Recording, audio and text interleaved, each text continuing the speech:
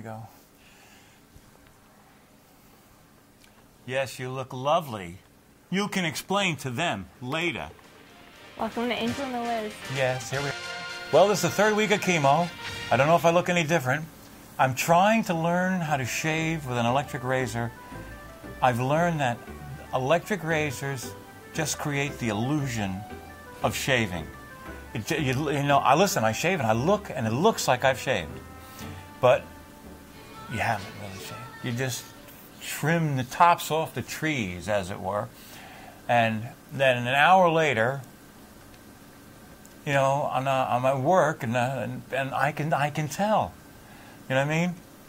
So I don't know how people do it on a daily basis with an electric razor. Now, I'm going to have to use this for 6 months, till July 6th. But, you got the countdown. Are you kidding me? This is religious. we watch this. I know. You know, I had 3 treatments. I got 15 more to go. I got 3 more weeks before I get a break. You know, it's and it's a day off, so it's a sacrifice. You know, you don't get paid. But I feel fine. I don't really feel any different. You go through certain, you know, bathroom experiences. Some of them liquid, some of them non-existent. Okay, which is the nicer way to phrase it. But and then I'm going through different side effects. You know, I thought chemotherapy, and they list the side effects, and I thought you'd either get them or not, or I didn't think you would get them and that they would come and go, and that you would get different side effects as you went through the process. Now, like you said today, I think my hair is thinning a little bit, but so far it's been good, knock on wood. But what I'm thinking is, this is probably something that happens deeper into the process, you know, because, you know, they're putting this stuff in you to kill cells. Now, I've only had 3 applications. You know what I mean? I'm going to have a total of 18. And, you know, maybe by 15 I'll be bald. You know, because it builds up, it builds up. I hope not, because they say not all the side effects happen to everybody. Even I haven't had a bunch of them. And it's, I had the tingly hands this week. Whew. This is you're very susceptible to cold. And you can even pick up a cold bottle, and it happens, and right in your hand. I picked up horseradish out of the refrigerator. And it tingled. The hands got all tingled up. And, wow. And when you're outside, even with gloves on, once it tingles, it takes like a half an hour inside before it goes down. It doesn't just go away. And it feels like your face gets frosted. And even in some of the stuff that they recommend putting a scarf, you know, over your mouth and stuff like that. So, but, listen, I got no complaints. I'm happy to be alive. Everything that I'm going through, because I know of other people, and you know, that have gone through this, and I know what I've heard. You know, cancer can be really, really horrible. I was really blessed. You know, I mean, I had it. It's been cut out and all that. And I'm going through my chemotherapy. I want to be a cancer survivor. So that's about the long and the short of it. And you have a couple of little adventures, too, I hear about. What do you go? You're going to some kind of special comic book mega-con or something? What is that? In the Orlando area. Okay. They have... She's flying to Orlando. Go on.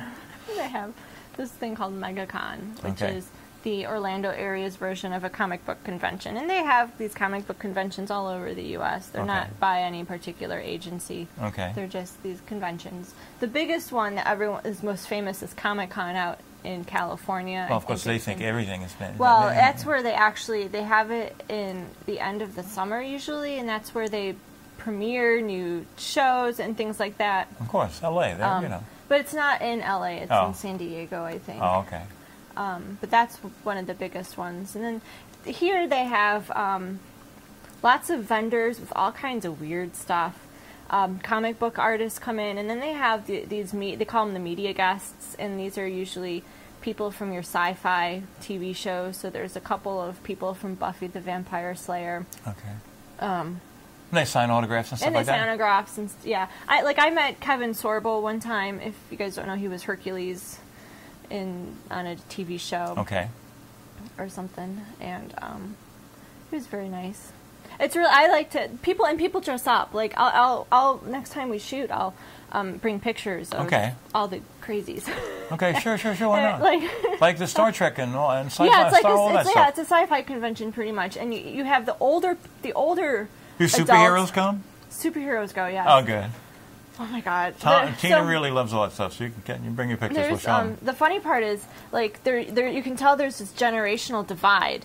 By the heroes? No, probably like anybody 25 or older is dressed in like Marvel or DC comic book characters or like Megatron. Yeah, like we've seen that. I've seen people come in as the Ghostbusters, and I saw a family. It was a mom, dad, and a son. Dad was Batman, mom was Batgirl, and the son was Robin. Oh, well, anything like that, you get good. Especially Transformers. She loves Transformers. But then, like, under 25 are the people dress up as anime characters. You mean like Donald and Mickey and Goofy? No, like the Japanese anime. Oh, anime. Anime, yeah. And that stuff, I'm like...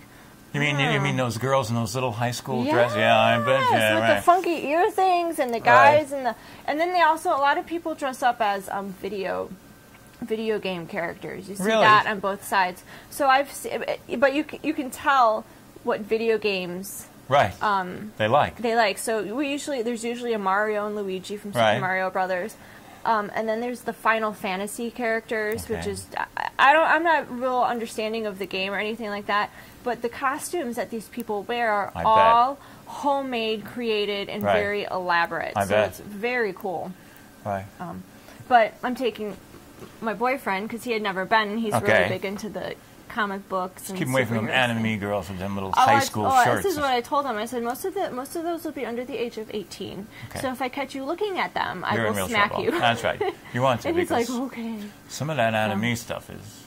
It's weird. I don't get it. There's a lot of, questionable material. Yeah. But they. I have it all. Can I tell you something? I went into a store that sold, I guess, all of this kind of stuff. And I asked this guy, this was years ago. And I went in, I asked this guy, I said, I'd like to get something, He says, oh, you want the Overfiend, you want the Overlord, or the Overfiend, or whatever it was called. It was like 5 tapes, self-ignited. I mean... It was like a porno.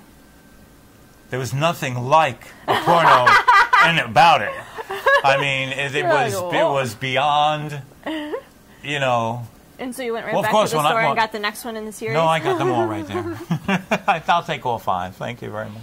But whoa, yeah, the Overfiend. Oh, I didn't believe it. Whoa.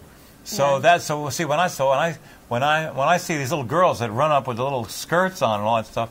I mean, it's very hard to disengage because what they run on TV is they run really close to the edge stuff. And the girls. And they still, it's all... Well, what is good is that they do have, if you wear a costume, you have to go through like a additional security check. Okay. And they check to make sure that you're not showing parts that shouldn't be shown. Oh, good. And that you're not concealing weapons underneath. Because some of the costumes... I bet. Are like just the character carries a weapon. So if you have one that's made out of foam, that's one thing. That's fine. If you come in with the real sword, you're checking it in, or you're not going through the doors. So it's that's good. But you want that. Yeah. And then there's the stormtroopers. All the 501st Legion. And it's actually a George Lucas thing, but it's not. But it's extended beyond just stormtroopers. Right. It's people dressed up as the Emperor and as Luke Skywalker and as Princess Leia. And one time I saw Jabba the Hutt. They come too, even in comic book? Yeah, they come. It's unbelievable. Well, I'll look for. We'll have to build a little slideshow for the kids next time when you come. It's been a couple of weeks because she has to, and we shoot. And Adam goes, "Can I go in a costume?" And I was like, "No." And he goes. But why? Well, then he goes, because I told him about this a couple weeks ago. Okay. And he goes, well, I'll just go buy one. And I was like, oh no, honey, you don't go to a convention like this with a store-bought costume. If it is not handmade. Man, you don't want to do and it. he's like, oh. And I said, so next year maybe, but if you wear a costume next year, I won't go with you. Honey, you have to support your fella. If he wants to wear a costume, just go with him. Let me tell you, like, when you go to see these media guests, right? Like they're not in costume; they're just regular. No, they're just regular. But like, the people in line to see them are all, yeah. So all when out. I went to see Kevin Sorbo, in front of us, it was me and a friend. In front, the people directly in front of us were these older ladies, who had baked cupcakes and decorated each cupcake with some sort of Hercules type theme. Okay. A little weird. Okay. And they had like these were like the old lady nut jobs that all they do is watch their stories and then this and they fantasize and they read those romantic novels. Okay. Behind us was a couple that were dressed up as Hercules and Xena Warrior Princess. Okay. I was in jeans and a t-shirt, just jeans and a t-shirt, and so was my friend. So you can tell that when these older ladies go up to him, to Kevin Sorbo, and they are like this, and he's just like, okay, and he like finally got them away. He waves us to come on up, and then he looks behind us and sees Hercules and Xena Warrior Princess. Right. He looks at us and he goes, I'm going to talk to y'all for a while. He goes, because you look normal. No chance. And I was like, oh, yeah. And we had a really great conversation. And he was telling us about how he actually has acting was not his first priority. He went to a Big Ten school, one of those uppity schools for business management and product. Like consumer business management, right? And then he got it. He just fell into acting, and I was like, okay. And then he goes, and then he got the Hercules. I mean, it was great conversation, right? And because he was afraid of the people behind him. Yeah, because he didn't. He just got done with the crazy ladies like grabbing every body part, and God knows what the people behind us were going to do. Right. So now the media guests, because this is how they make their income now, is you have to pay for photographs or autographs, and sometimes it's like you buy the picture and they sign it. Yeah, like it's $20 to sign, and then if you want a photo with them, it's another $20. Oh. So we paid the $20 to get like autograph a picture. Right, picture. And he goes, "Would you like an autograph?" And his agent, who they watch them like a hawk too, because they got a cut of the deal, go, they didn't pay $20, and he goes, "Shut up! I like them." And so he was like, we got to take as many pictures as we wanted. Oh. And then the guys came up to us. The guys behind us, we heard him say, "Oh no, only one picture, and it's $40." Oh, Jesus God! I was like, all right, that's great. Oh, Janice. Well, now that's normalcy. Yeah, and I guess it is. I mean, and it's expected. And I know the people that go to these shows, they know what the rules are, and they know that you do pay for your pictures and you do pay for your stuff. So it's not like, my first exposure to that actually was the movie Galaxy Quest. And you're familiar with that. We've talked about that.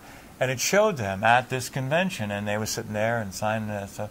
And I had no idea what any of those conventions were like, because I'm not a crowd person. I really am not into crowds. Yeah, if you're not big into crowds, it's... No. I have enough crowds. It's really cool. Yeah, it's really cool to go and see all the crazies.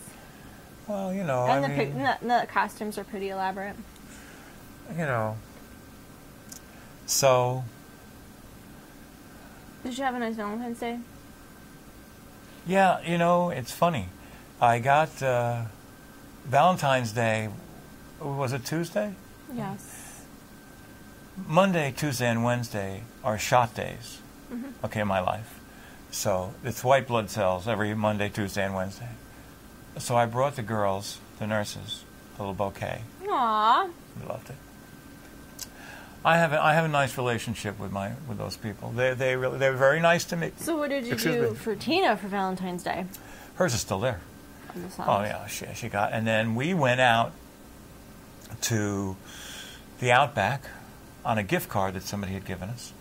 So that was how we celebrated St. Valentine's Day. But the significance, I think I told everybody this, the real significance of Valentine's Day was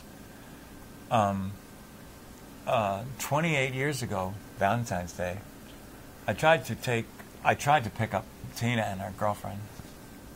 I invited them to come over to the house. Well, it's a blonde and a brunette. You're in seventh heaven. Yeah, I mean, it's a combination. That's how they come, right? Yeah, that's how they come. So I asked them both if they wanted to come over. I had some champagne. And what I did not know was that Tina was already, she said she fell in love with my sound. I was whistling as I came around the corner. She says she fell in love over here. And then, I guess because I wasn't horrible to look at, the rest of it came through. So and her girlfriend knew this, that she, I was seeing somebody at the time, and they're, and of course, everybody always says, stay away from him, I don't know why. Anyway. And Tina didn't listen, thank God. No. Well, what happened was, she was way past that. That was over. That part had been decided. She was being good because I was with somebody. And then when I split up, so I invited them both over, and the little blonde didn't come, but Tina came. Okay? Because she already had designs on me. I did not know. Okay? And so our very first date was 28 years ago, St. Valentine's Day. Aww, so that's sweet. Yeah, 28 years we've been together. And now I've been married. I was married 3 times before Tina. But I knew when I met her, not when I met her, I knew before we were married that there was no question. This was it. It would last forever, knock on wood. It's just, and that's how it's been. We've been on honeymoon 28 years. I love her. She's really, we got a great relationship. And, so it's nice. It's a love story. It's a nice, pretty love story. It's what I wish for other people. I hope that you and Adam should have such a wonderful life as we have. We have a really, and it's nice. We've had ups and downs and all that other stuff, but not, it's 28 years. You look around and you see 28 years. So one of my people I work with said that you go through your life with relationships and arrangements. And that an arrangement benefits both parties, like keeps them happy. Okay. It's whatever needs to make you happy and whatever you need to make you happy, and both parties are happy, and you just continue on with this arrangement. Right.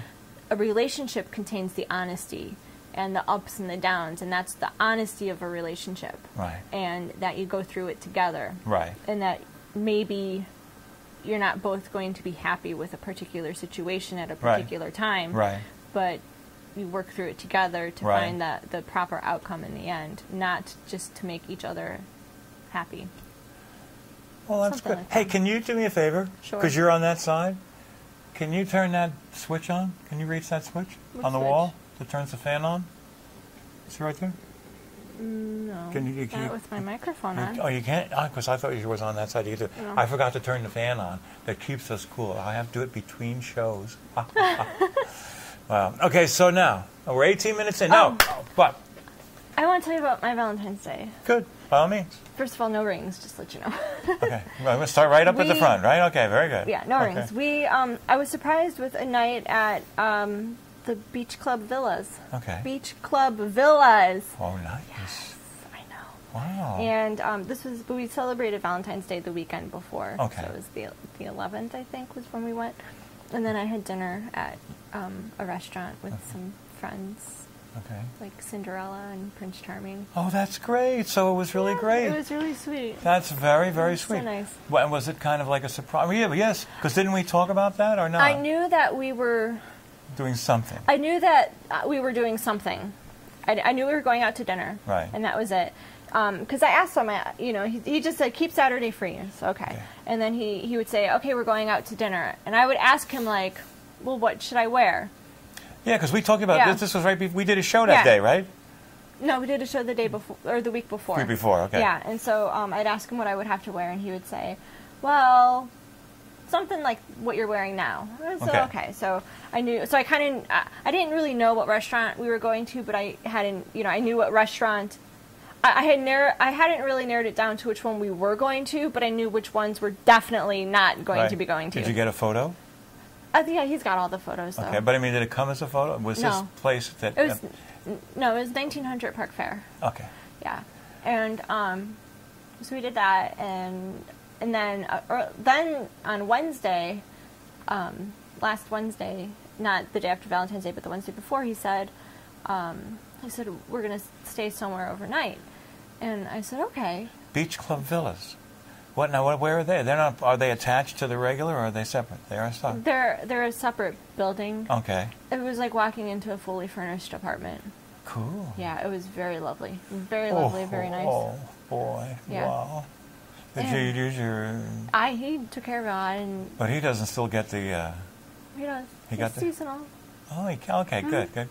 So anyway, he tells me that I need, that we're staying somewhere overnight, and I just said, I asked questions, not because I wanted to know where. No, what do you bring? Stuff like well, that. I'm like, my response was, well, how far away are we going to be? And he told me it was about 10 miles. And I said, okay, because that meant that I didn't have to find someone to take care of the cats. Right. He wanted me to find someone to take care of the cats. So you wouldn't have to run back. Yeah, and I was like... Did you have to run back? I did, but I told him, I said, you can't tell me on like a Wednesday that I have to find somebody on a Saturday. Absolutely. You know, I need at least 2 weeks notice because people need to make arrangements to come over and stay. And he says, well, what about Charlene? Because she's my neighbor. And I said, well, Charlene works on Sunday morning at 6 a.m. She's up at 4. She'd have to get up at 3 to walk over to the house and take care of my pain in the butt sometimes. And if Gandalf, you know, I'm like, there's more than just coming and feeding. Kate Johnson, you know. Do you ever use Kate? Kate's a great pet sitter. She does it for us. I'll give you a phone number if you want. She's always, you know, she does a good job. We'll see. She's a photographer. It's hard to, I like to use Steve Norris because he used to live with me, and the cats know him. Okay. And he knows the cats, and he knows what to do because it's not just going in and feeding. There's medications involved with them because I have, Gandalf's got seizures, and if you walk in and you smell urine... Right, you don't want to freak out. Yeah, you know, so it's things like that. So Steve is familiar with everything and has seen a seizure and stuff like that, so... You know, it's funny. But it was very lovely. It was such a great weekend because we needed it. Like, I know I needed it, and I know he needed it, and I know that he and I needed it for our relationship. Right. Because we've only been seeing each other at work, and it's not been... Oh, that's not good. Yeah, you got to see people. How come you're not seeing you? No, just not possible. Too busy. It's just timing. I'm working my jobs. He's working his, and he's got this class that he's taking on Saturdays, and there's a lot of work involved. Right. And, so it's going to be like this during the school years. We got Saturdays. You are so funny. No rings. No rings. I mean, that's how you started. You are so funny. Well, I know it's going to happen one day, and I hope it does. You guys seem out here, I'm a third party. What do I know? You just seem like such a perfect couple, like you guys are just made for each other. You just seem to be. Now, I have to be patient. Okay. What were you going to say before? Well, we got to get out in about a minute and a half, and it's funny. I put hearts on the beginning of the show because I thought this was going to be a war. Because, you know, we are at war with the current administration and all the people that are a part of it who hate America. We want to elect somebody that actually likes the Thank country. God there's only a minute and a half left. Now, but what I want to use this minute and a half for is to tell you that we're still doing the Playhouse 19 songs at the end of the show. Okay. That's where we did the concerts. And I've gotten nice responses from it, and that's good. This week's song is the last song I wrote so far, to date. It's called Angels in Transit, and you know it's a pretty song. I just love it. It's just nice. I hope that all you people enjoy it too. I think because it was the end of the show, Frank Hanshaw comes on and closes it out. He'll be the guy in the goatee and strangeness. But I hope you enjoy the song. It turned out really, really nice. Next week, if you're watching this in sequence, is a call to arms. Oh, it is time that you people get involved and bring in some people to be in government who are not interested in weakening the country from the inside out. We are fighting a war. Don't kid yourself. This guy... 5 seconds. This guy, I have 25, but I'll do it as quick as I can. This guy has depleted the Treasury, making us weaker. He wants to pull down our nuclear arms to make us... Everything he does to hurt our country and our country's survivability. We could not withstand 4 more years of this guy and his minions. And all of those minions in the media who bow to Allah. Okay, and I don't mean Allah, I mean Obama. Okay, and on this happy note... Do something good every day, America. That's right. And right about, remember the animals and taking care of... Volunteer at your local Yeah, that's really good because that's very important. Now, I don't know if it's going to come off the way it should. Okay? If it does, it will be fun.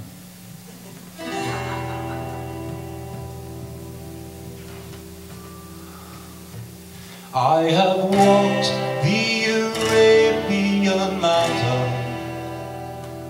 I have stood where the wise men have been. I've lived among angels in transit. I've traveled where few men have been. I have seen